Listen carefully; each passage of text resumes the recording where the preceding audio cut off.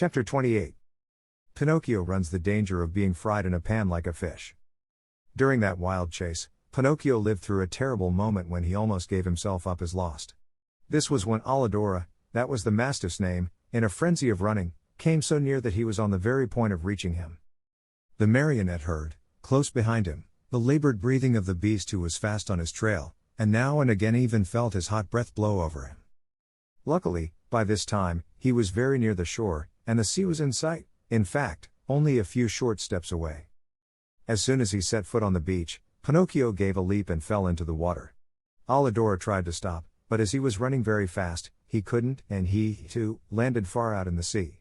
Strange though it may seem, the dog could not swim. He beat the water with his paws to hold himself up, but the harder he tried, the deeper he sank. As he stuck his head out once more, the poor fellow's eyes were bulging and he barked out wildly, "I drown! I drown! Drown!" answered Pinocchio from afar, happy at his escape. "Help, Pinocchio, dear little Pinocchio! Save me from death!" At those cries of suffering, the marionette, who after all had a very kind heart, was moved to compassion. He turned toward the poor animal and said to him, "But if I help you, will you promise not to bother me again by running after me?" "I promise. I promise. Only hurry, for if you wait another second, I'll be dead and gone." Pinocchio hesitated still another minute. Then, remembering how his father had often told him that a kind deed is never lost, he swam to Alidora and, catching hold of his tail, dragged him to the shore. The poor dog was so weak he could not stand. He had swallowed so much salt water that he was swollen like a balloon. However, Pinocchio, not wishing to trust him too much, threw himself once again into the sea. As he swam away, he called out, "Goodbye, Alidora, good luck and remember me to the family." "Goodbye, little Pinocchio," answered the dog. "A thousand thanks for having saved me from death. You did me a good turn, and, in this world, what is given is always returned. If the chance comes, I shall be there." Pinocchio went on swimming close to shore. At last he thought he had reached a safe place. Glancing up and down the beach, he saw the opening of a cave out of which rose a spiral of smoke. In that cave, he said to himself, there must be a fire. So much the better. I'll dry my clothes and warm myself, and then, well.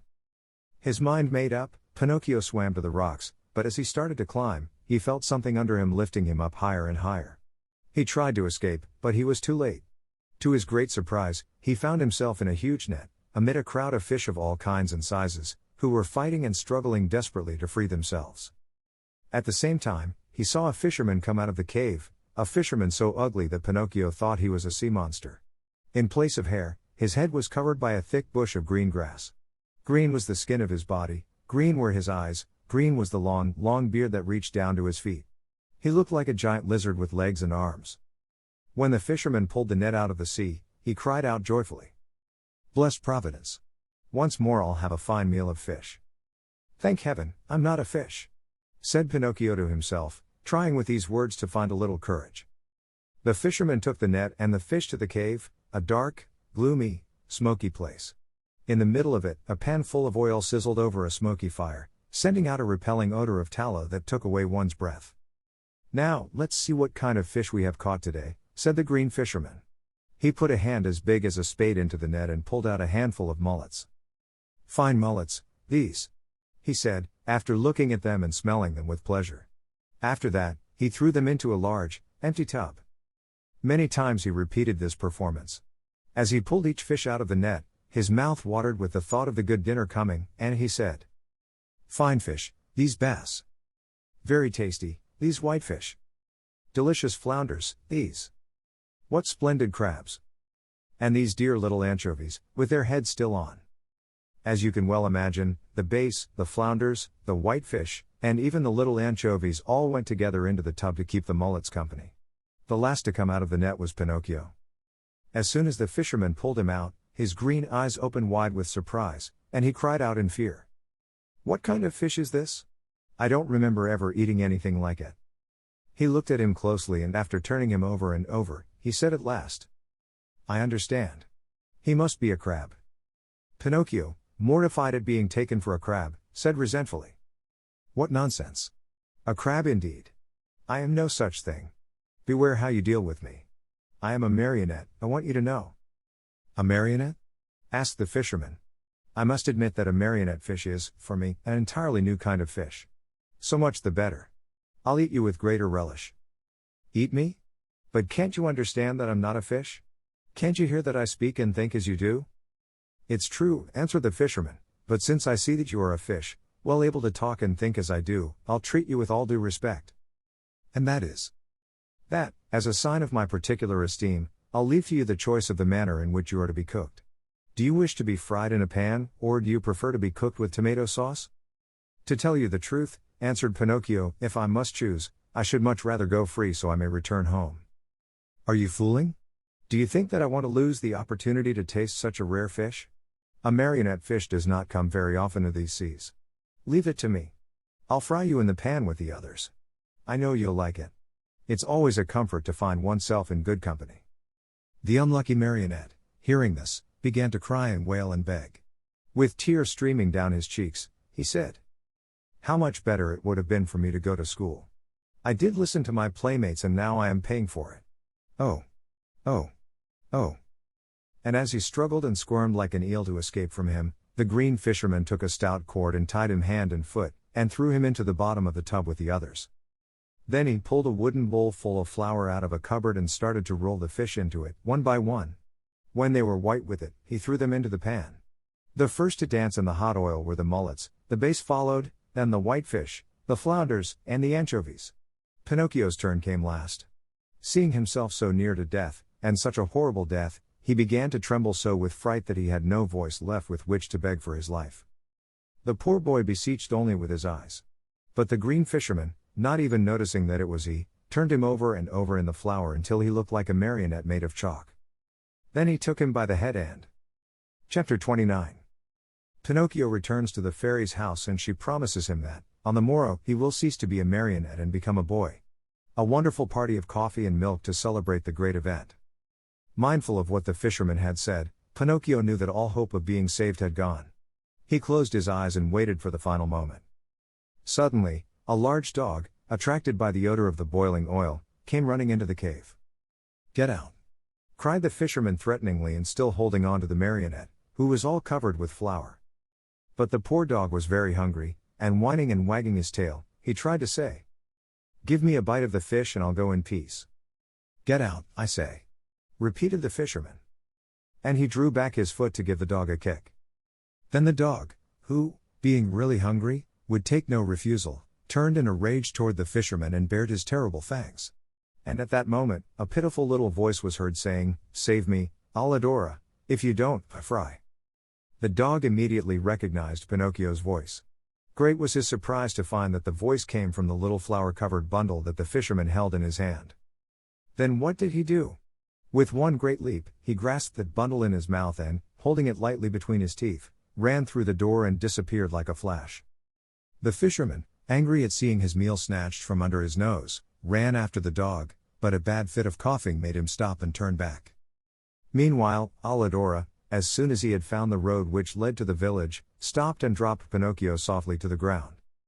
"How much I do thank you," said the marionette. "It is not necessary," answered the dog. "You saved me once, and what is given is always returned. We are in this world to help one another. But how did you get in that cave?" "I was lying here on the sand more dead than alive, when an appetizing odor of fried fish came to me. That odor tickled my hunger and I followed it. Oh, if I had come a moment later." "Don't speak about it," wailed Pinocchio, still trembling with fright. "Don't say a word. If you had come a moment later, I would be fried, eaten and digested by this time. Brrrr. I shiver at the mere thought of it." Alladora laughingly held out his paw to the marionette, who shook it heartily, feeling that now he and the dog were good friends. Then they bid each other goodbye and the dog went home. Pinocchio, left alone, walked toward a little hut nearby, where an old man sat at the door sunning himself, and asked, "Tell me, good man, have you heard anything of a poor boy with a wounded head, whose name was Eugene?" "The boy was brought to this hut and now." "Now he is dead?" Pinocchio interrupted sorrowfully. "No, he is now alive and he has already returned home." "Really? Really?" cried the marionette, jumping around with joy. "Then the wound was not serious?" "But it might have been, and even mortal," answered the old man, for a heavy book was thrown at his head. "And who threw it?" A schoolmate of his, a certain Pinocchio. And who is this Pinocchio? Asked the marionette, feigning ignorance. They say he is a mischief maker, a tramp, a street urchin. Calumnies. All calumnies. Do you know this Pinocchio? By sight, answered the marionette. And what do you think of him? Asked the old man. I think he's a very good boy, fond of study, obedient, kind to his father, and to his whole family. As he was telling all these enormous lies about himself, Pinocchio touched his nose and found it twice as long as it should be. Scared out of his wits, he cried out, "Don't listen to me, good man. All the wonderful things I have said are not true at all. I know Pinocchio well, and he is indeed a very wicked fellow, lazy and disobedient, who instead of going to school, runs away with his playmates to have a good time." At this speech, his nose returned to its natural size. "Why are you so pale?" the old man asked suddenly. "Let me tell you. Without knowing it, I rubbed myself against a newly painted wall," he lied, ashamed to say that he had been made ready for the frying pan. "What have you done with your coat and your hat and your breeches?" "I met thieves and they robbed me. Tell me, my good man, have you not, perhaps, a little suit to give me, so that I may go home?" "My boy, as for clothes, I have only a bag in which I keep hops. If you want it, take it. There it is." Pinocchio did not wait for him to repeat his words.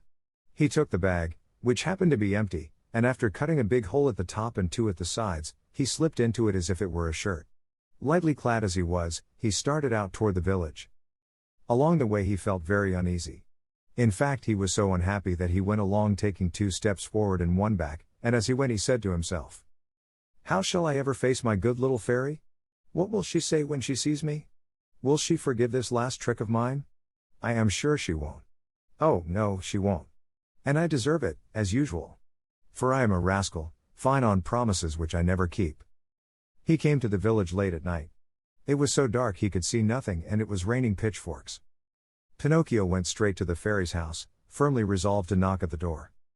When he found himself there, he lost courage and ran back a few steps. A second time he came to the door and again he ran back. A third time he repeated his performance.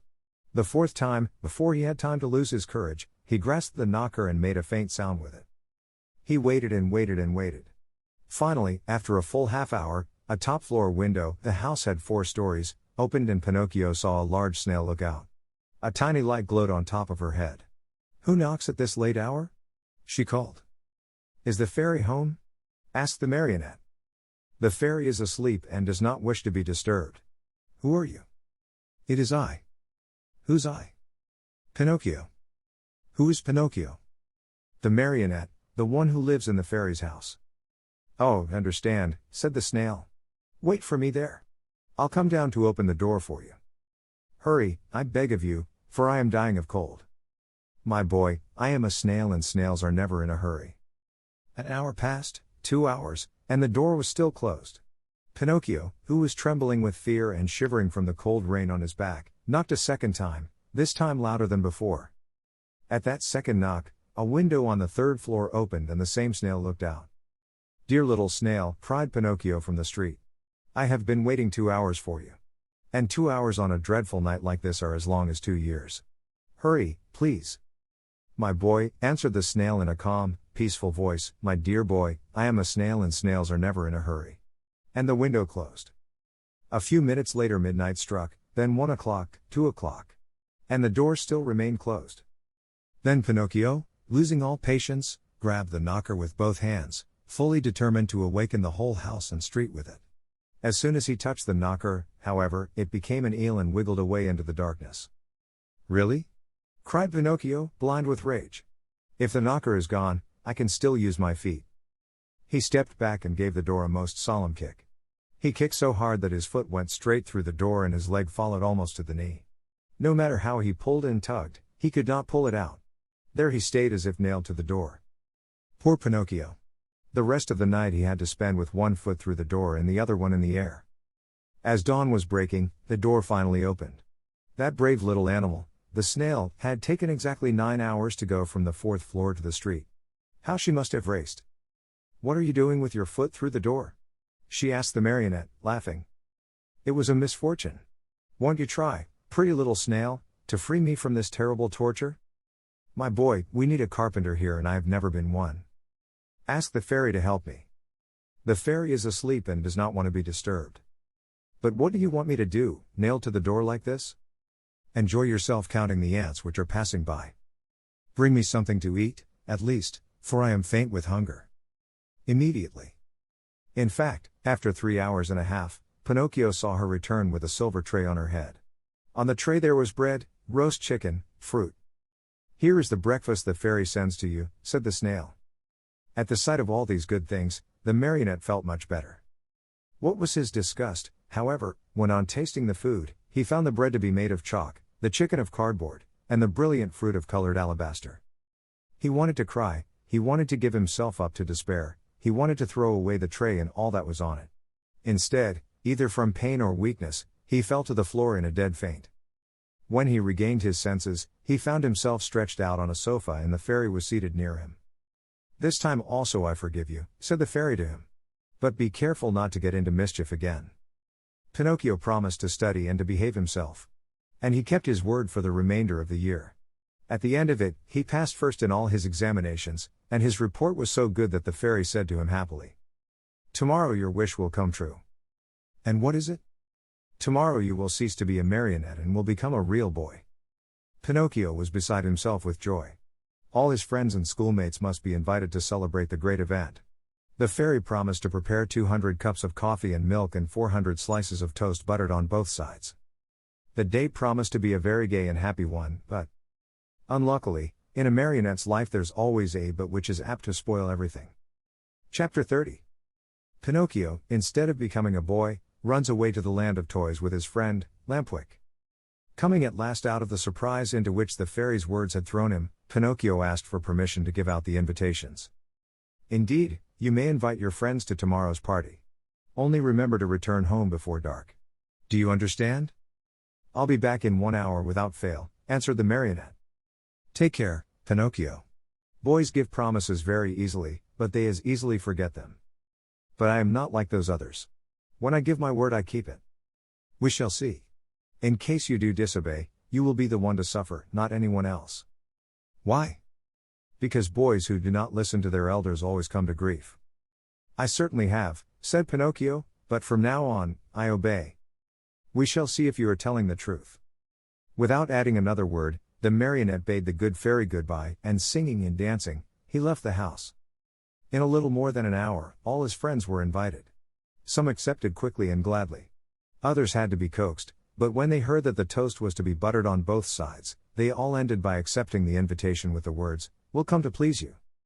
Now it must be known that, among all his friends, Pinocchio had one whom he loved most of all. The boy's real name was Romeo, but everyone called him Lampwick, for he was long and thin and had a woebegone look about him. Lampwick was the laziest boy in the school and the biggest mischief maker, but Pinocchio loved him dearly. That day, he went straight to his friend's house to invite him to the party, but Lampwick was not at home. He went a second time, and again a third, but still without success. Where could he be? Pinocchio searched here and there and everywhere, and finally discovered him hiding near a farmer's wagon. "What are you doing there?" asked Pinocchio, running up to him. "I am waiting for midnight to strike to go." "Where?" "Far, far away. And I have gone to your house 3 times to look for you."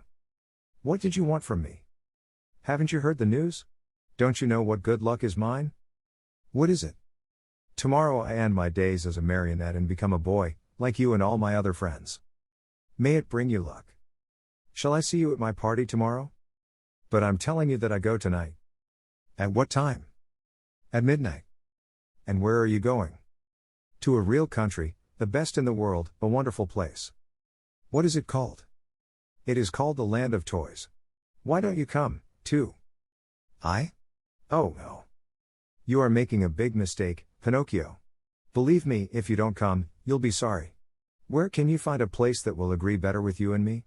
No schools, no teachers, no books. In that blessed place there is no such thing as study. Here, it is only on Saturdays that we have no school. In the Land of Toys, every day, except Sunday, is a Saturday. Vacation begins on the 1st of January and ends on the last day of December. That is the place for me. All countries should be like it. How happy we should all be. But how does one spend the day in the Land of Toys? Days are spent in play and enjoyment from morn till night. At night one goes to bed, and next morning, the good times begin all over again. What do you think of it? Said Pinocchio, nodding his wooden head, as if to say, it's the kind of life which would agree with me perfectly. Do you want to go with me, then? Yes or no? You must make up your mind. No, and again no. I have promised my kind fairy to become a good boy, and I want to keep my word. Just see, the sun is setting and I must leave you and run. Goodbye and good luck to you. Where are you going in such a hurry? Home. My good fairy wants me to return home before night. Wait 2 minutes more. It's too late. Only 2 minutes. And if the fairy scolds me? Let her scold. After she gets tired, she will stop, said Lampwick. Are you going alone or with others? Alone? There will be more than 100 of us. Will you walk? At midnight the wagon passes here that is to take us within the boundaries of that marvelous country. How I wish midnight would strike. Why? To see you all set out together. Stay here a while longer and you will see us. No. I want to return home. Wait 2 more minutes. I have waited too long as it is. The fairy will be worried. Poor fairy. Is she afraid the bats will eat you up? Listen, Lampwick, said the marionette, are you really sure that there are no schools in the land of toys? Not even the shadow of one. Not even one teacher? Not one. And one does not have to study. Never. What a great land, said Pinocchio, feeling his mouth water. What a beautiful land. I have never been there, but I can well imagine it. Why don't you come, too? It is useless for you to tempt me. I told you I promised my good fairy to behave myself, and I am going to keep my word. Goodbye, then, and remember me to the grammar schools, to the high schools, and even to the colleges if you meet them on the way. Goodbye, Lampwick. Have a pleasant trip, enjoy yourself, and remember your friends once in a while. With these words, the marionette started on his way home. Turning once more to his friend, he asked him, But are you sure that, in that country, each week is composed of 6 Saturdays and 1 Sunday? Very sure. And that vacation begins on the 1st of January and ends on the 31st of December. Very sure. What a great country, repeated Pinocchio, puzzled as to what to do. Then, in sudden determination, he said hurriedly, Goodbye for the last time, and good luck. Goodbye. How soon will you go? Within 2 hours. What a pity. If it were only 1 hour, I might wait for you. And the fairy? By this time I'm late, and 1 hour more or less makes very little difference. Poor Pinocchio. And if the fairy scolds you? Oh, I'll let her scold. After she gets tired, she will stop. In the meantime, the night became darker and darker. All at once in the distance a small light flickered. A queer sound could be heard, soft as a little bell, and faint and muffled like the buzz of a faraway mosquito. There it is, cried Lampwick, jumping to his feet. What? Whispered Pinocchio. The wagon which is coming to get me. For the last time, are you coming or not? But is it really true that in that country boys never have to study? Never. What a wonderful, beautiful, marvelous country. Chapter 31.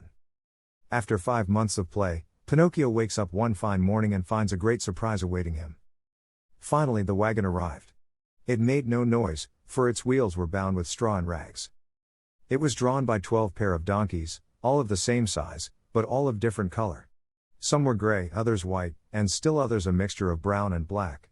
Here and there were a few with large yellow and blue stripes. The strangest thing of all was that those 24 donkeys, instead of being iron-shod like any other beast of burden, had on their feet laced shoes made of leather, just like the ones boys wear. And the driver of the wagon? Imagine to yourselves a little, fat man, much wider than he was long, round and shiny as a ball of butter, with a face beaming like an apple, a little mouth that always smiled, and a voice small and wheedling like that of a cat begging for food. No sooner did any boy see him than he fell in love with him, and nothing satisfied him but to be allowed to ride in his wagon to that lovely place called the Land of Toys. In fact, the wagon was so closely packed with boys of all ages that it looked like a box of sardines. They were uncomfortable, they were piled one on top of the other, they could hardly breathe, yet not one word of complaint was heard. The thought that in a few hours they would reach a country where there were no schools, no books, no teachers, made these boys so happy that they felt neither hunger, nor thirst, nor sleep, nor discomfort. No sooner had the wagon stopped than the little fat man turned to Lampwick. With bows and smiles, he asked in a wheedling tone, "Tell me, my fine boy, do you also want to come to my wonderful country?" "Indeed I do. But I warn you, my little dear, there's no more room in the wagon. It is full." "Never mind," answered Lampwick. "If there's no room inside, I can sit on the top of the coach."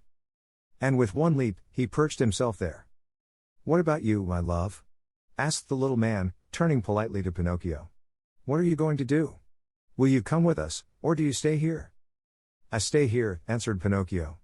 "I want to return home, as I prefer to study and to succeed in life." "May that bring you luck." "Pinocchio," Lampwick called out, "listen to me. Come with us and we'll always be happy." "No, no, no. Come with us and we'll always be happy," cried 4 other voices from the wagon. "Come with us and we'll always be happy," shouted the 100 and more boys in the wagon, all together. "And if I go with you, what will my good fairy say?" asked the marionette, who was beginning to waver and weaken in his good resolutions. "Don't worry so much. Only think that we are going to a land where we shall be allowed to make all the racket we like from morning till night." Pinocchio did not answer, but sighed deeply once, twice, a third time. Finally, he said, "Make room for me. I want to go, too." "The seats are all filled," answered the little man, "but to show you how much I think of you, take my place as coachman." "And you?" "I'll walk." "No, indeed. I could not permit such a thing. I much prefer riding one of these donkeys," cried Pinocchio. No sooner said than done. He approached the first donkey and tried to mount it. But the little animal turned suddenly and gave him such a terrible kick in the stomach that Pinocchio was thrown to the ground and fell with his legs in the air. At this unlooked-for entertainment, the whole company of runaways laughed uproariously. The little fat man did not laugh. He went up to the rebellious animal, and, still smiling, bent over him lovingly and bit off half of his right ear. In the meantime, Pinocchio lifted himself up from the ground, and with one leap landed on the donkey's back. The leap was so well taken that all the boys shouted, "Hurrah for Pinocchio!" and clapped their hands in hearty applause. Suddenly the little donkey gave a kick with his 2 hind feet and, at this unexpected move, the poor marionette found himself once again sprawling right in the middle of the road. Again the boys shouted with laughter. But the little man, instead of laughing, became so loving toward the little animal that, with another kiss, he bit off half of his left ear. "You can mount now, my boy," he then said to Pinocchio. "Have no fear.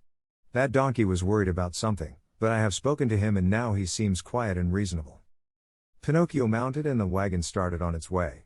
While the donkeys galloped along the stony road, the marionette fancied he heard a very quiet voice whispering to him, "Poor silly!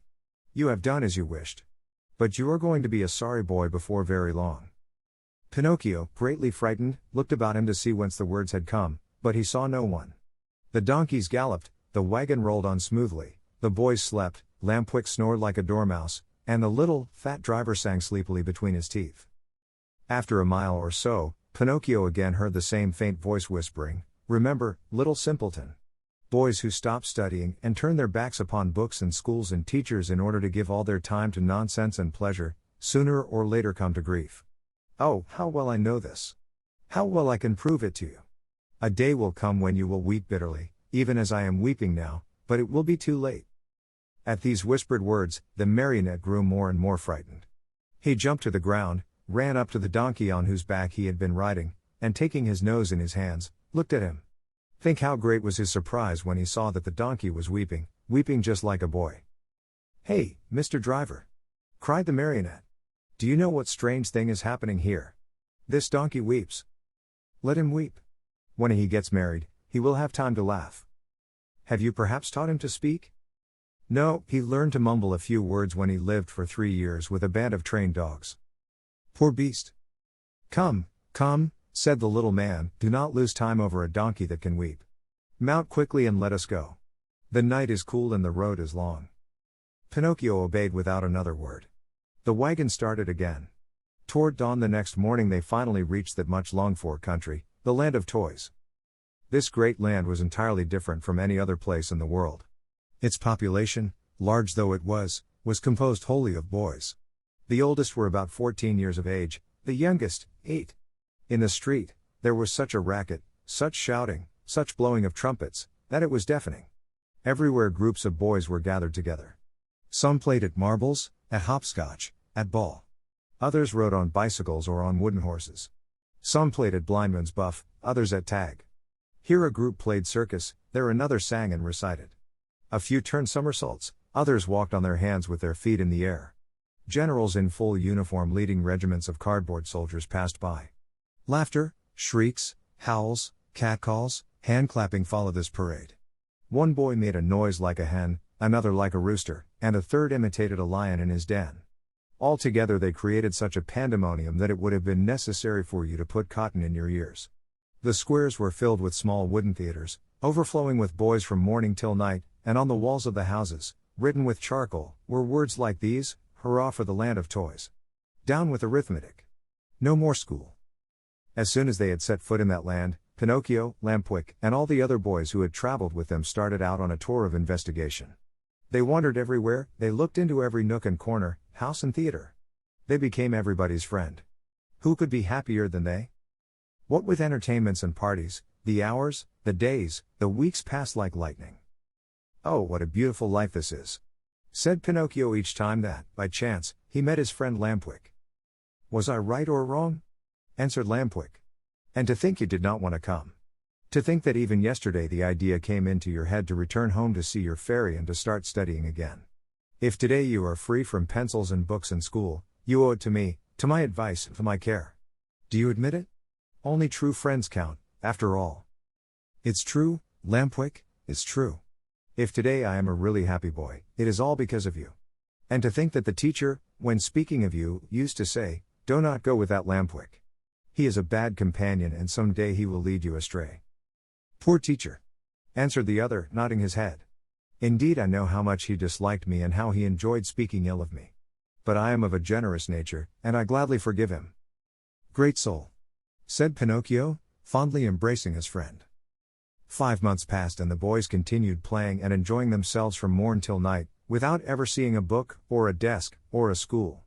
But, my children, there came a morning when Pinocchio awoke and found a great surprise awaiting him, a surprise which made him feel very unhappy, as you shall see. Chapter 32. Pinocchio's ears become like those of a donkey. In a little while he changes into a real donkey and begins to bray. Everyone, at one time or another, has found some surprise awaiting him. Of the kind which Pinocchio had on that eventful morning of his life, there are but few. What was it? I will tell you, my dear little readers. On awakening, Pinocchio put his hand up to his head and there he found. Yes. He found that, during the night, his ears had grown at least 10 full inches. You must know that the marionette, even from his birth, had very small ears, so small indeed that to the naked eye they could hardly be seen.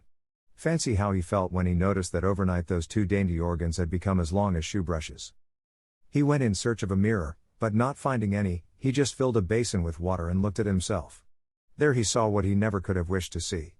His manly figure was adorned and enriched by a beautiful pair of donkey's ears. I leave you to think of the terrible grief, the shame, the despair of the poor marionette. He began to cry, to scream, to knock his head against the wall, but the more he shrieked, the longer and the more hairy grew his ears. At those piercing shrieks, a dormouse came into the room, a fat little dormouse, who lived upstairs. Seeing Pinocchio so grief-stricken, she asked him anxiously, "What is the matter, dear little neighbor?" "I am sick, my little dormouse, very, very sick, and from an illness which frightens me. Do you understand how to feel the pulse?" "A little." "Feel mine then and tell me if I have a fever." The dormouse took Pinocchio's wrist between her paws and, after a few minutes, looked up at him sorrowfully and said, "My friend, I am sorry, but I must give you some very sad news." "What is it?" "You have a very bad fever." "But what fever is it?" "The donkey fever." "I don't know anything about that fever," answered the marionette, beginning to understand even too well what was happening to him. "Then I will tell you all about it," said the dormouse. "Know then that, within 2 or 3 hours, you will no longer be a marionette, nor a boy." "What shall I be?" "Within 2 or 3 hours you will become a real donkey, just like the ones that pull the fruit carts to market." "Oh, what have I done? What have I done?" cried Pinocchio, grasping his 2 long ears in his hands and pulling and tugging at them angrily, just as if they belonged to another. "My dear boy," answered the dormouse to cheer him up a bit, Why worry now? What is done cannot be undone, you know. Fate has decreed that all lazy boys who come to hate books and schools and teachers and spend all their days with toys and games must sooner or later turn into donkeys. But is it really so? Asked the marionette, sobbing bitterly. I am sorry to say it is. And tears now are useless. You should have thought of all this before. But the fault is not mine. Believe me, little Dormouse, the fault is all Lampwick's. And who is this Lampwick? A classmate of mine. I wanted to return home. I wanted to be obedient. I wanted to study and to succeed in school, but Lampwick said to me, "Why do you want to waste your time studying? Why do you want to go to school? Come with me to the land of toys. There we'll never study again. There we can enjoy ourselves and be happy from morn till night." And why did you follow the advice of that false friend? Why? Because, my dear little Dormouse, I am a heedless marionette, heedless and heartless. Oh! If I had only had a bit of heart, I should never have abandoned that good fairy, who loved me so well and who has been so kind to me. And by this time, I should no longer be a marionette. I should have become a real boy, like all these friends of mine. Oh, if I meet Lampwick I am going to tell him what I think of him, and more, too. After this long speech, Pinocchio walked to the door of the room. But when he reached it, remembering his donkey ears, he felt ashamed to show them to the public and turned back. He took a large cotton bag from a shelf, put it on his head, and pulled it far down to his very nose. Thus adorned, he went out. He looked for Lampwick everywhere, along the streets, in the squares, inside the theaters, everywhere, but he was not to be found. He asked everyone whom he met about him, but no one had seen him. In desperation, he returned home and knocked at the door. "Who is it?" asked Lampwick from within. "It is I," answered the marionette. "Wait a minute." After a full half hour the door opened. Another surprise awaited Pinocchio. There in the room stood his friend, with a large cotton bag on his head, pulled far down to his very nose. At the sight of that bag, Pinocchio felt slightly happier and thought to himself, "My friend must be suffering from the same sickness that I am. I wonder if he, too, has donkey fever?" But pretending he had seen nothing, he asked with a smile, "How are you, my dear Lampwick?" "Very well. Like a mouse in a Parmesan cheese." "Is that really true? Why should I lie to you?" "I beg your pardon, my friend, but why then are you wearing that cotton bag over your ears?" "The doctor has ordered it because one of my knees hurts." "And you, dear marionette, why are you wearing that cotton bag down to your nose?" "The doctor has ordered it because I have bruised my foot." "Oh, my poor Pinocchio. Oh, my poor Lampwick." An embarrassingly long silence followed these words, during which time the two friends looked at each other in a mocking way. Finally the marionette, in a voice sweet as honey and soft as a flute, said to his companion, "Tell me, Lampwick, dear friend, have you ever suffered from an earache?" "Never." "And you?" "Never. Still, since this morning my ear has been torturing me." "So has mine." "Yours, too? And which ear is it?" "Both of them." "And yours?" "Both of them, too. I wonder if it could be the same sickness." "I'm afraid it is." "Will you do me a favor, Lampwick?" "Gladly. With my whole heart." "Will you let me see your ears?" "Why not? But before I show you mine, I want to see yours, dear Pinocchio." "No. You must show yours first." "No, my dear. Yours first, then mine." "Well, then," said the marionette, "let us make a contract." "Let's hear the contract." "Let us take off our caps together." "All right?" "All right." "Ready then." Pinocchio began to count, 1, 2, 3. At the word 3, the two boys pulled off their caps and threw them high in air. And then a scene took place which is hard to believe, but it is all too true. The marionette and his friend, Lampwick, when they saw each other both stricken by the same misfortune, instead of feeling sorrowful and ashamed, began to poke fun at each other, and after much nonsense, they ended by bursting out into hearty laughter. They laughed, and laughed again, laughed till they ached, laughed till they cried. But all of a sudden Lampwick stopped laughing. He tottered and almost fell. Pale as a ghost, he turned to Pinocchio and said, "Help, help, Pinocchio. What is the matter? Oh, help me. I can no longer stand up." "I can't either," cried Pinocchio, and his laughter turned to tears as he stumbled about helplessly. They had hardly finished speaking, when both of them fell on all fours and began running and jumping around the room. As they ran, their arms turned into legs, their faces lengthened into snouts, and their backs became covered with long gray hairs. This was humiliation enough, but the most horrible moment was the one in which the two poor creatures felt their tails appear. Overcome with shame and grief, they tried to cry and bemoan their fate.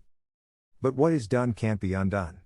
Instead of moans and cries, they burst forth into loud donkey brays, which sounded very much like, "Ha! Ha! Ha!" At that moment, a loud knocking was heard at the door and a voice called to them. "Open! I am the little man, the driver of the wagon which brought you here. Open, I say, or beware." Chapter 33. Pinocchio, having become a donkey, is bought by the owner of a circus, who wants to teach him to do tricks. The donkey becomes lame and is sold to a man who wants to use his skin for a drumhead. Very sad and downcast were the two poor little fellows as they stood and looked at each other. Outside the room, the little man grew more and more impatient, and finally gave the door such a violent kick that it flew open. With his usual sweet smile on his lips, he looked at Pinocchio and Lampwick and said to them, "Fine work, boys. You have brayed well, so well that I recognized your voices immediately, and here I am." On hearing this, the two donkeys bowed their heads in shame, dropped their ears, and put their tails between their legs. At first, the little man petted and caressed them and smoothed down their hairy coats. Then he took out a currycomb and worked over them till they shone like glass. Satisfied with the looks of the two little animals, he bridled them and took them to a marketplace far away from the land of toys, in the hope of selling them at a good price. In fact, he did not have to wait very long for an offer. Lampwick was bought by a farmer whose donkey had died the day before. Pinocchio went to the owner of a circus, who wanted to teach him to do tricks for his audiences. And now do you understand what the little man's profession was? This horrid little being, whose face shone with kindness, went about the world looking for boys. Lazy boys, boys who hated books, boys who wanted to run away from home, boys who were tired of school, all these were his joy and his fortune. He took them with him to the land of toys and let them enjoy themselves to their heart's content. When, after months of all play and no work, they became little donkeys, he sold them on the marketplace. In a few years, he had become a millionaire. What happened to Lampwick? My dear children, I do not know.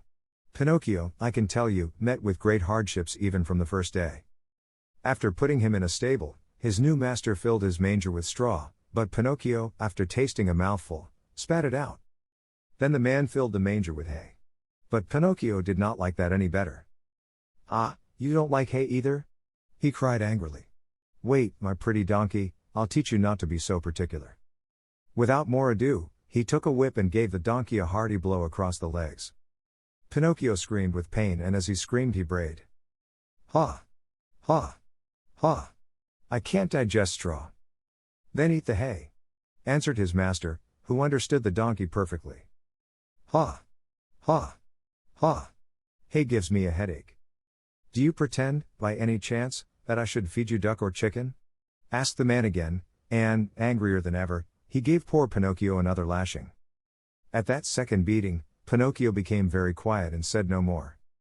After that, the door of the stable was closed and he was left alone. It was many hours since he had eaten anything and he started to yawn from hunger. As he yawned, he opened a mouth as big as an oven. Finally, not finding anything else in the manger, he tasted the hay. After tasting it, he chewed it well, closed his eyes, and swallowed it. "This hay is not bad," he said to himself. "But how much happier I should be if I had studied. Just now, instead of hay, I should be eating some good bread and butter. Patience." Next morning, when he awoke, Pinocchio looked in the manger for more hay, but it was all gone. He had eaten it all during the night. He tried the straw, but, as he chewed away at it, he noticed to his great disappointment that it tasted neither like rice nor like macaroni. "Patience," he repeated as he chewed. "If only my misfortune might serve as a lesson to disobedient boys who refuse to study. Patience. Have patience. Patience indeed," shouted his master just then, as he came into the stable. "Do you think, perhaps, my little donkey, that I have brought you here only to give you food and drink? Oh no. You are to help me earn some fine gold pieces, do you hear? Come along, now. I am going to teach you to jump and bow, to dance a waltz and a polka, and even to stand on your head." Poor Pinocchio, whether he liked it or not, had to learn all these wonderful things, but it took him 3 long months and cost him many, many lashings before he was pronounced perfect. The day came at last when Pinocchio's master was able to announce an extraordinary performance. The announcements, posted all around the town, and written in large letters, read thus. Great spectacle tonight, leaps and exercises by the great artists and the famous horses of the company. First public appearance of the famous donkey called Pinocchio, the star of the dance dash. The theater will be as light as day. That night, as you can well imagine, the theater was filled to overflowing 1 hour before the show was scheduled to start. Not an orchestra chair could be had, not a balcony seat, nor a gallery seat, not even for their weight in gold. The place swarmed with boys and girls of all ages and sizes, wriggling and dancing about in a fever of impatience to see the famous donkey dance. When the first part of the performance was over, the owner and manager of the circus, in a black coat, white knee breeches, and patent leather boots, presented himself to the public and in a loud, pompous voice made the following announcement. Most honored friends, gentlemen and ladies. Your humble servant, the manager of this theater, presents himself before you tonight in order to introduce to you the greatest, the most famous donkey in the world, a donkey that has had the great honor in his short life of performing before the kings and queens and emperors of all the great courts of Europe. We thank you for your attention. This speech was greeted by much laughter and applause. And the applause grew to a roar when Pinocchio, the famous donkey, appeared in the circus ring. He was handsomely arrayed. A new bridle of shining leather with buckles of polished brass was on his back, 2 white camellias were tied to his ears, ribbons and tassels of red silk adorned his mane, which was divided into many curls. A great sash of gold and silver was fastened around his waist, and his tail was decorated with ribbons of many brilliant colors. He was a handsome donkey indeed. The manager, when introducing him to the public, added these words. Most honored audience. I shall not take your time tonight to tell you of the great difficulties which I have encountered while trying to tame this animal, since I found him in the wilds of Africa.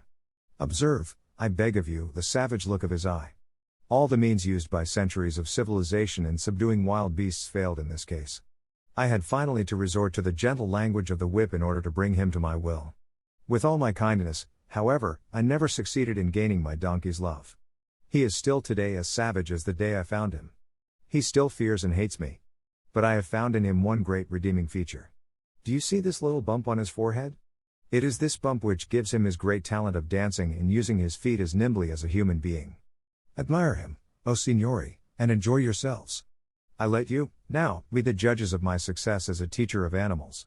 Before I leave you, I wish to state that there will be another performance tomorrow night. If the weather threatens rain, the great spectacle will take place at 11 o'clock in the morning. The manager bowed and then turned to Pinocchio and said, Ready, Pinocchio. Before starting your performance, salute your audience. Pinocchio obediently bent his 2 knees to the ground and remained kneeling until the manager, with the crack of the whip, cried sharply, Walk. The donkey lifted himself on his 4 feet and walked around the ring. A few minutes passed and again the voice of the manager called. Quick step. And Pinocchio obediently changed his step. Gallop. And Pinocchio galloped. Full speed. And Pinocchio ran as fast as he could. As he ran, the master raised his arm and a pistol shot rang in the air. At the shot, the little donkey fell to the ground as if he were really dead. A shower of applause greeted the donkey as he arose to his feet. Cries and shouts and hand clappings were heard on all sides. At all that noise, Pinocchio lifted his head and raised his eyes. There, in front of him, in a box sat a beautiful woman. Around her neck she wore a long gold chain, from which hung a large medallion. On the medallion was painted the picture of a marionette. That picture is of me. That beautiful lady is my fairy, said Pinocchio to himself, recognizing her. He felt so happy that he tried his best to cry out, Oh, my fairy! My own fairy! But instead of words, a loud braying was heard in the theater, so loud and so long that all the spectators, men, women, and children, but especially the children, burst out laughing. Then, in order to teach the donkey that it was not good manners to bray before the public, the manager hit him on the nose with the handle of the whip. The poor little donkey stuck out a long tongue and licked his nose for a long time in an effort to take away the pain. And what was his grief when, on looking up toward the boxes, he saw that the fairy had disappeared. He felt himself fainting, his eyes filled with tears, and he wept bitterly. No one knew it, however, least of all the manager, who, cracking his whip, cried out, Bravo, Pinocchio! Now show us how gracefully you can jump through the rings. Pinocchio tried 2 or 3 times, but each time he came near the ring, he found it more to his taste to go under it. The 4th time, at a look from his master, he leapt through it, but as he did so his hind legs caught in the ring and he fell to the floor in a heap. When he got up, He was lame and could hardly limp as far as the stable. Pinocchio. We want Pinocchio. We want the little donkey, cried the boys from the orchestra, saddened by the accident. No one saw Pinocchio again that evening. The next morning the veterinary, that is, the animal doctor, declared that he would be lame for the rest of his life. What do I want with a lame donkey? Said the manager to the stable boy. Take him to the market and sell him. When they reached the square, a buyer was soon found. How much do you ask for that little lame donkey? He asked. $4. I'll give you 4 cents. Don't think I'm buying him for work. I want only his skin. It looks very tough and I can use it to make myself a drumhead. I belong to a musical band in my village and I need a drum. I leave it to you, my dear children, to picture to yourself the great pleasure with which Pinocchio heard that he was to become a drumhead.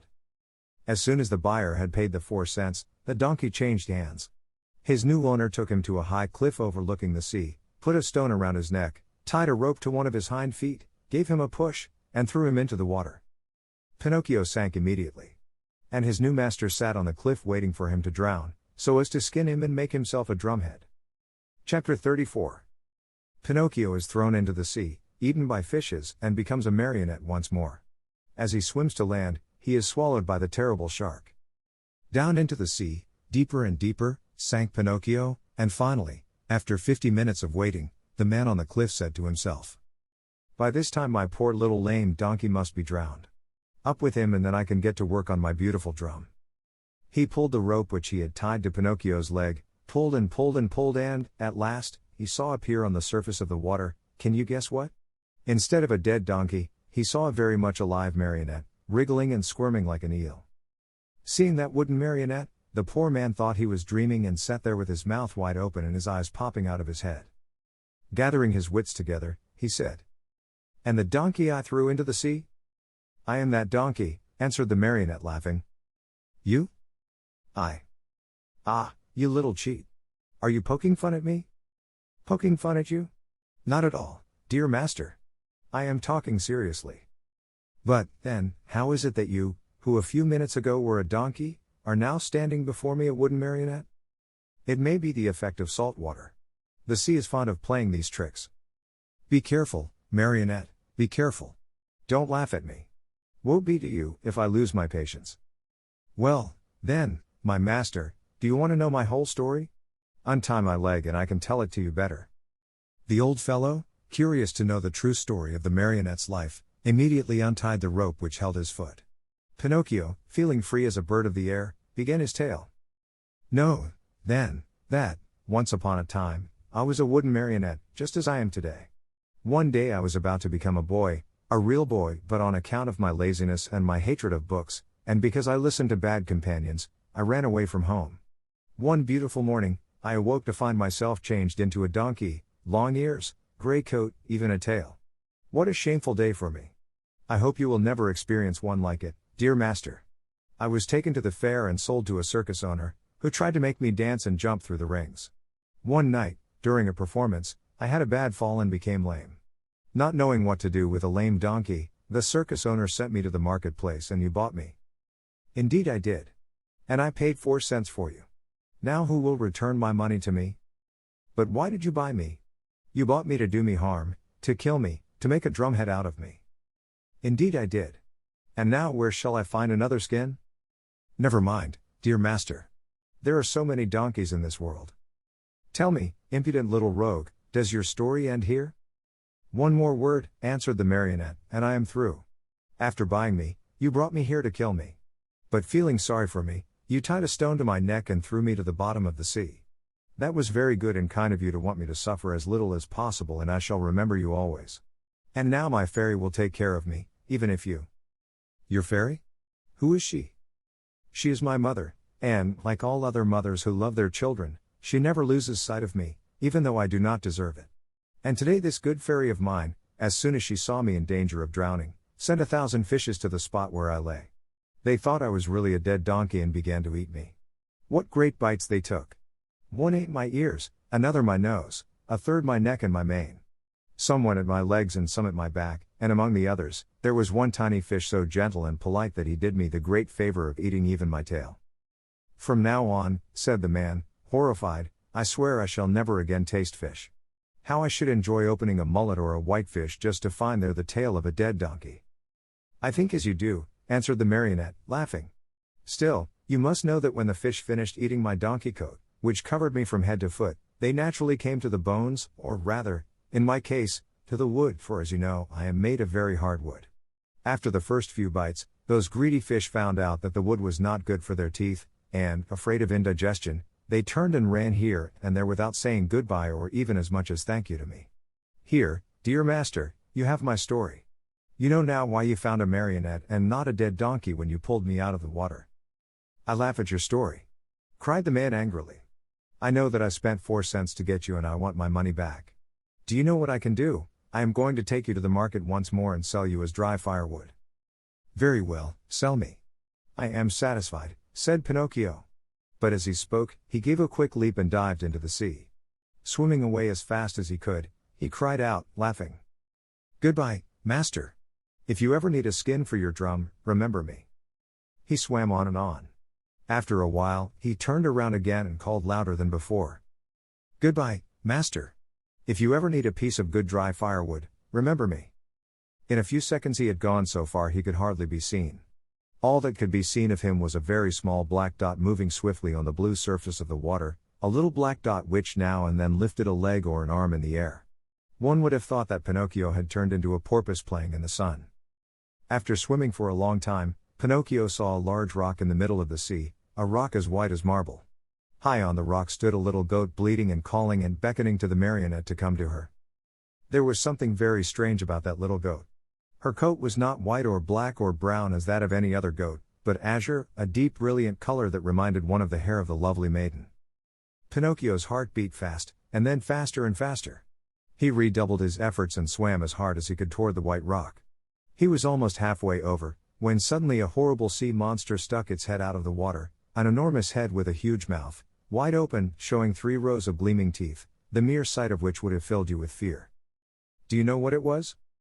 That sea monster was no other than the enormous shark, which has often been mentioned in this story and which, on account of its cruelty, had been nicknamed the Attila of the sea by both fish and fishermen.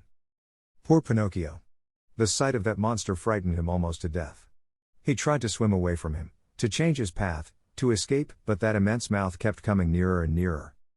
"Hasten, Pinocchio, I beg you!" bleated the little goat on the high rock.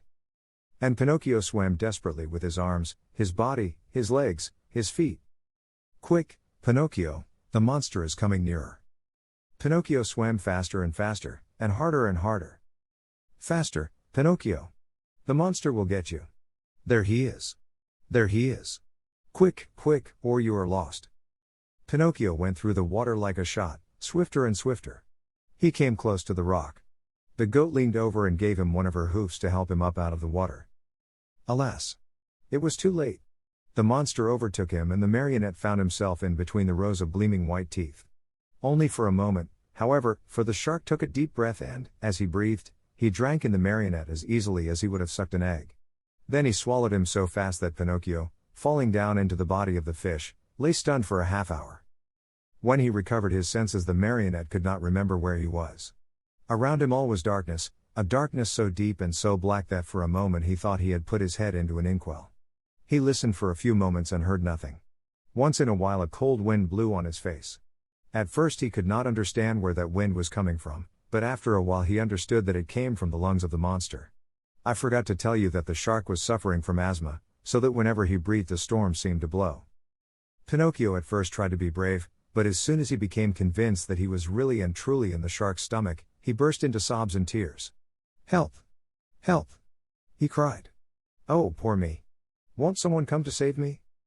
"Who is there to help you, unhappy boy?" said a rough voice, like a guitar out of tune. "Who is talking?" asked Pinocchio, frozen with terror. "It is I, a poor tunny swallowed by the shark at the same time as you." "And what kind of a fish are you?" "I have nothing to do with fishes. I am a marionette." "If you are not a fish, why did you let this monster swallow you?" "I didn't let him. He chased me and swallowed me without even a by your leave. And now what are we to do here in the dark?" "Wait until the shark has digested us both, I suppose." "But I don't want to be digested," shouted Pinocchio, starting to sob. Neither do I, said the tunny, but I am wise enough to think that if one is born a fish, it is more dignified to die under the water than in the frying pan. What nonsense! Cried Pinocchio. Mine is an opinion, replied the tunny, and opinions should be respected. But I want to get out of this place. I want to escape. Go, if you can. Is this shark that has swallowed us very long? Asked the marionette. His body, not counting the tail, is almost a mile long. While talking in the darkness, Pinocchio thought he saw a faint light in the distance. What can that be? He said to the tunny. Some other poor fish, waiting as patiently as we to be digested by the shark. I want to see him. He may be an old fish and may know some way of escape. I wish you all good luck, dear marionette. Goodbye, tunny. Goodbye, marionette, and good luck. When shall I see you again? Who knows? It is better not to think about it.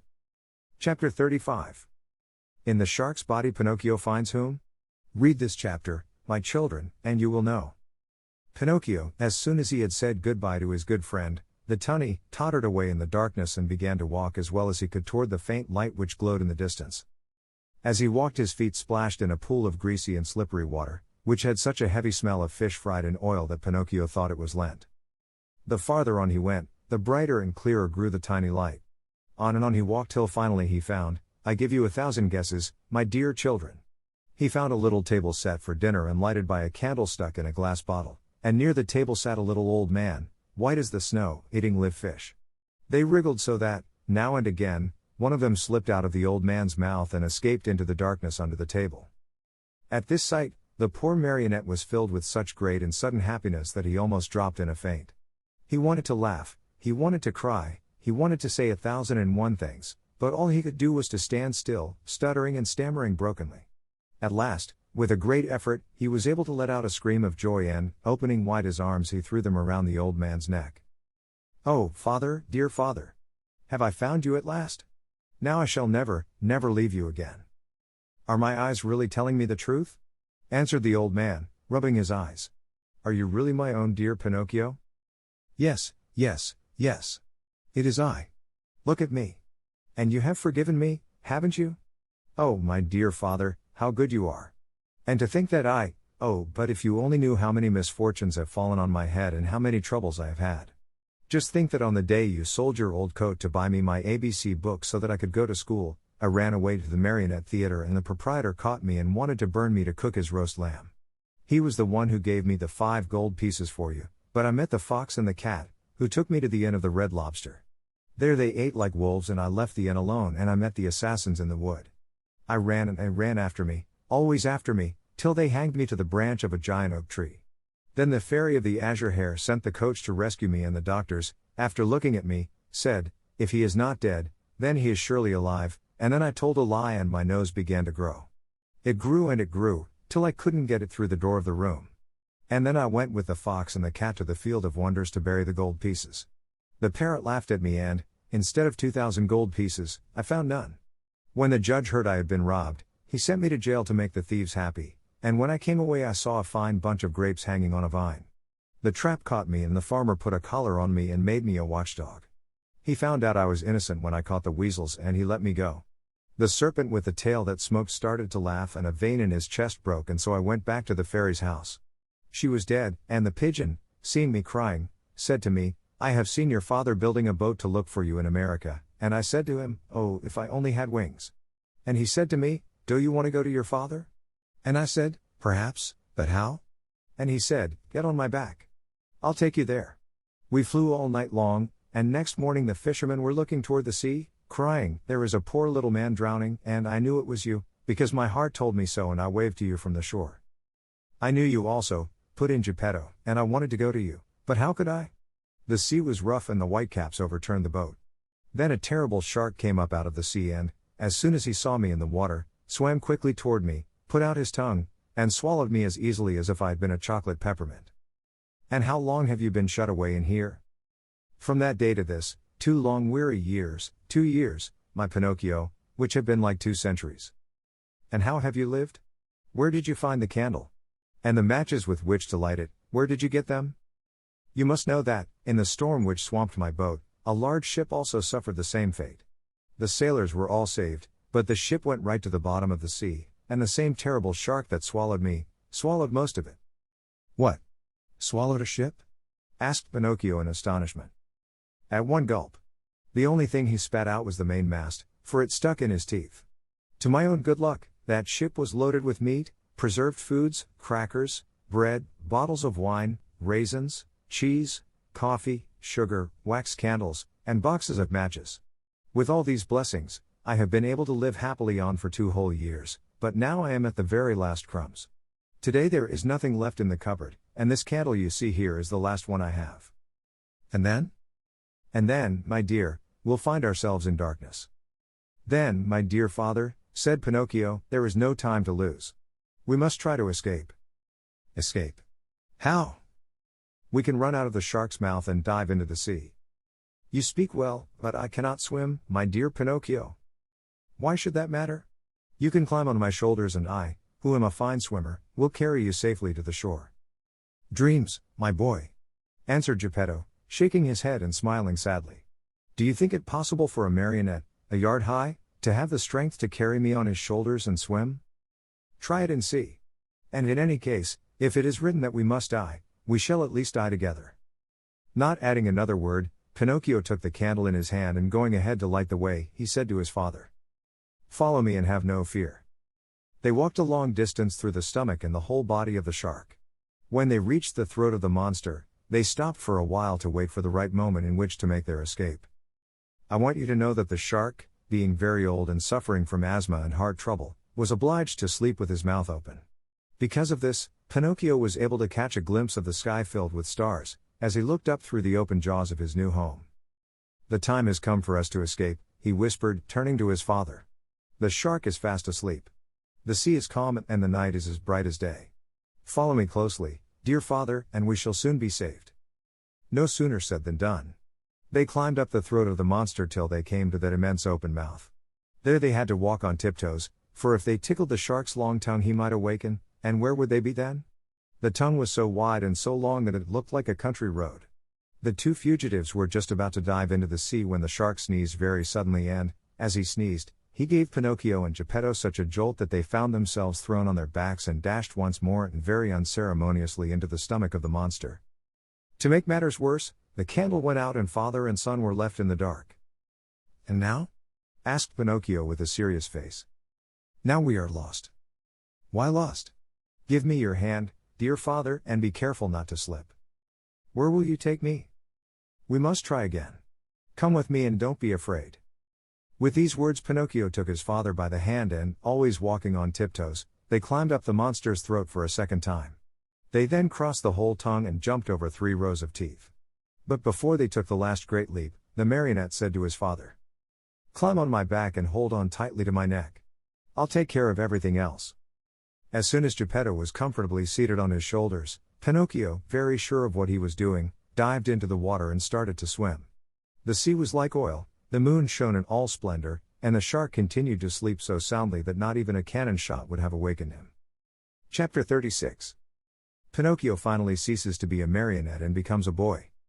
My dear father, we are saved, cried the marionette. All we have to do now is to get to the shore, and that is easy.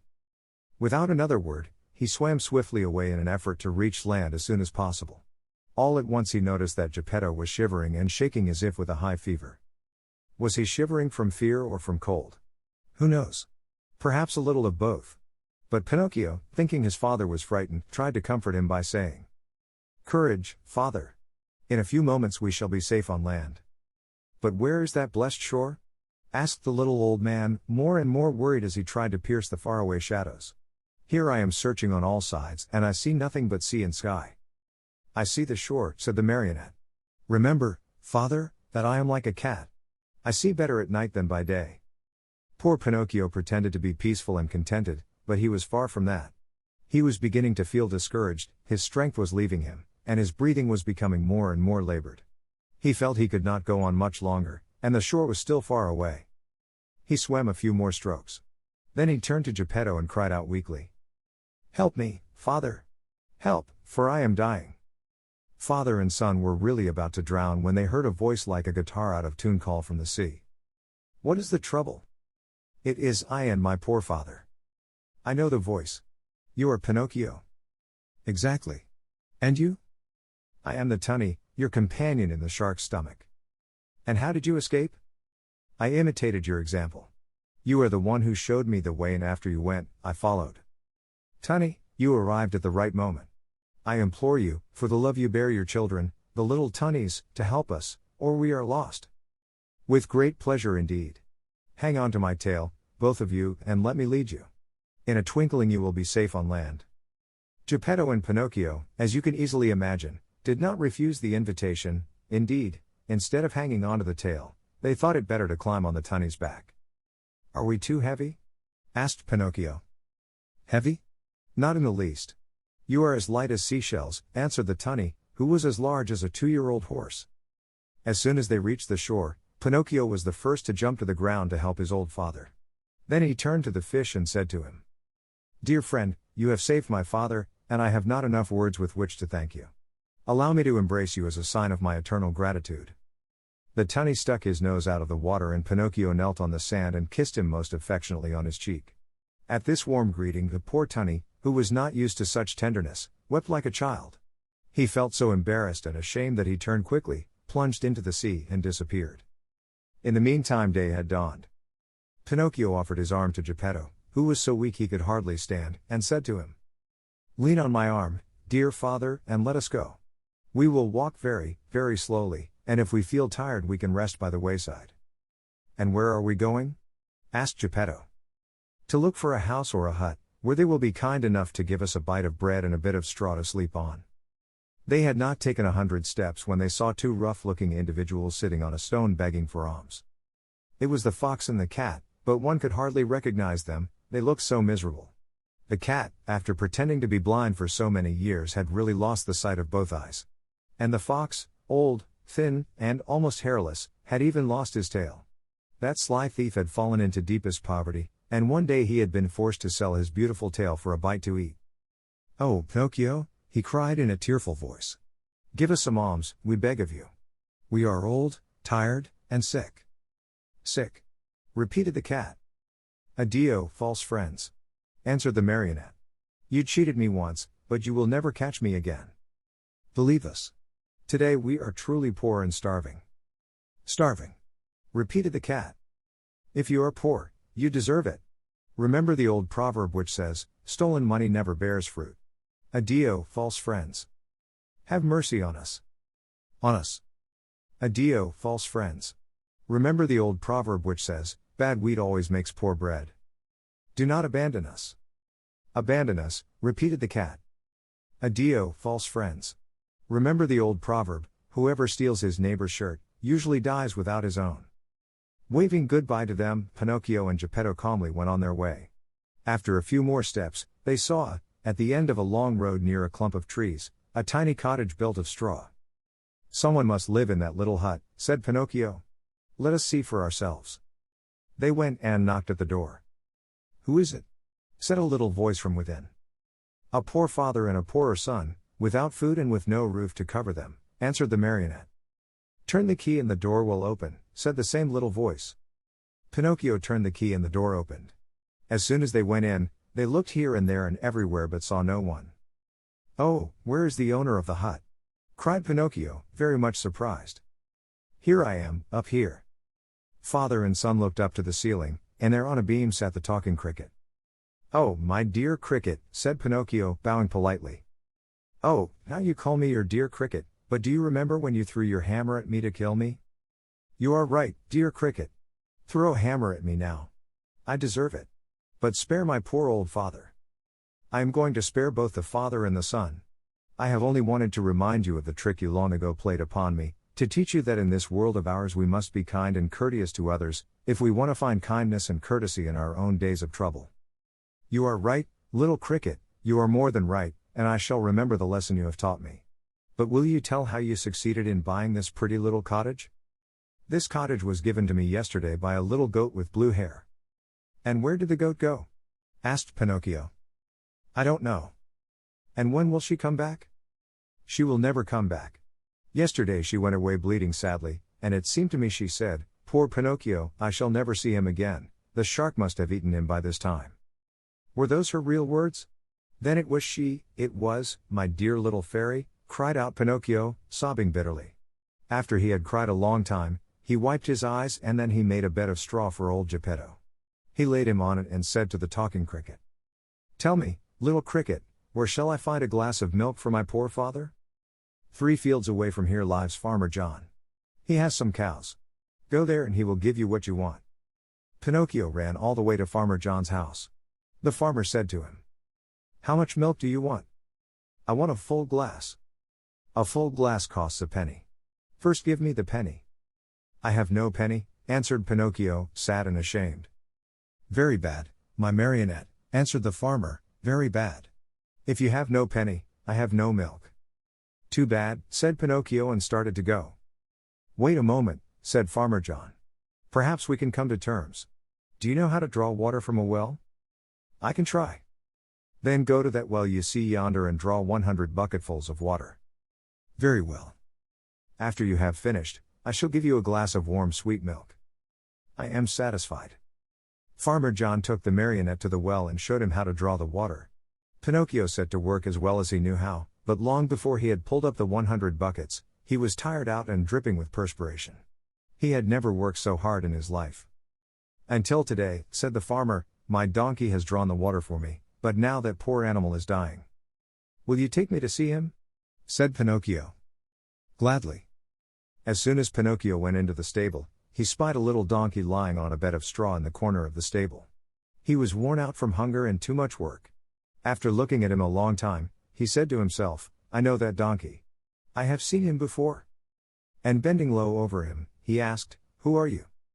At this question, the donkey opened weary, dying eyes and answered in the same tongue, "I am Lampwick." Then he closed his eyes and died. "Oh, my poor Lampwick," said Pinocchio in a faint voice, as he wiped his eyes with some straw he had picked up from the ground. "Do you feel so sorry for a little donkey that has cost you nothing?" said the farmer. "What should I do, I, who have paid my good money for him? But, you see, he was my friend." "Your friend?" "A classmate of mine." "What?" shouted Farmer John, bursting out laughing. "What? You had donkeys in your school? How you must have studied." The marionette, ashamed and hurt by those words, did not answer, but taking his glass of milk returned to his father. From that day on, for more than 5 months, Pinocchio got up every morning just as dawn was breaking and went to the farm to draw water.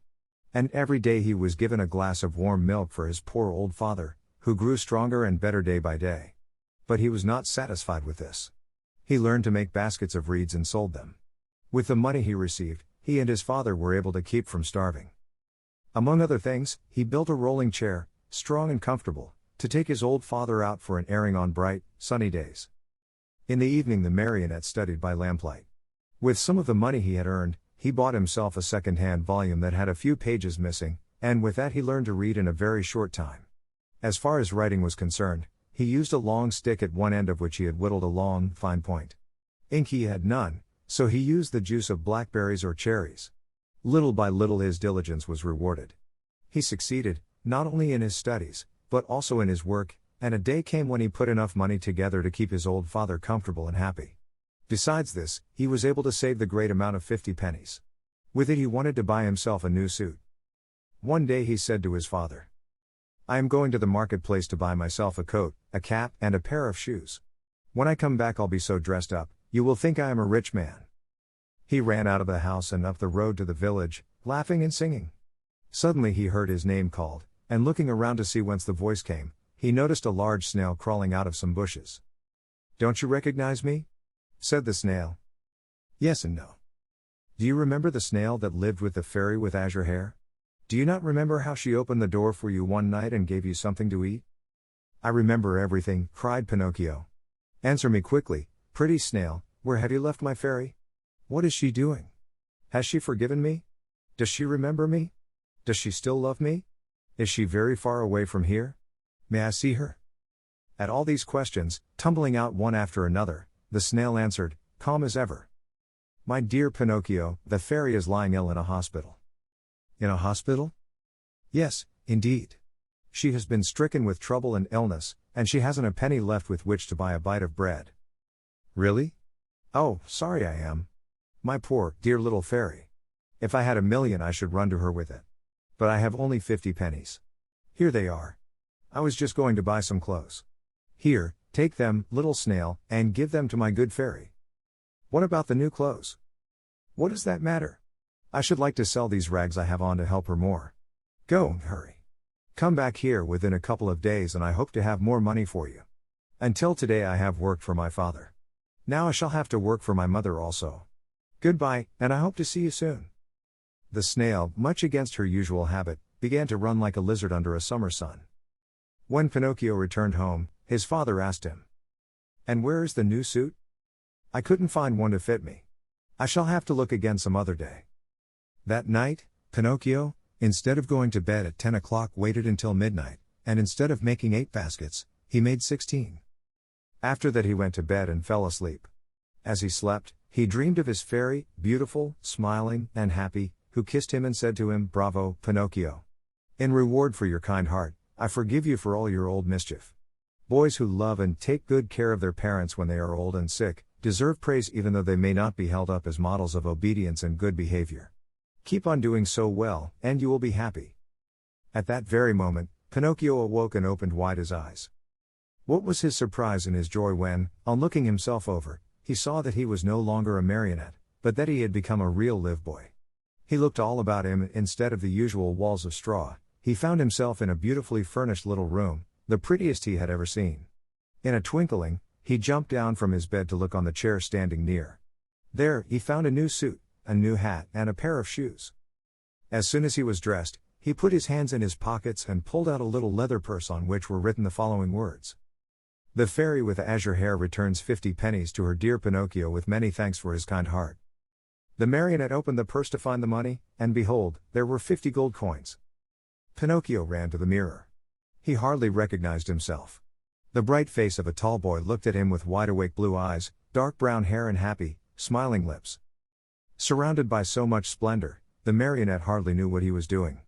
He rubbed his eyes 2 or 3 times, wondering if he were still asleep or awake, and decided he must be awake. "And where is father?" he cried suddenly. He ran into the next room, and there stood Geppetto, grown years younger overnight, spick and span in his new clothes and gay as a lark in the morning. He was once more Master Geppetto, the wood carver, hard at work on a lovely picture frame, decorating it with flowers and leaves, and heads of animals. "Father, father, what has happened? Tell me if you can," cried Pinocchio, as he ran and jumped on his father's neck. "This sudden change in our house is all your doing, my dear Pinocchio," answered Geppetto. "What have I to do with it?" "Just this.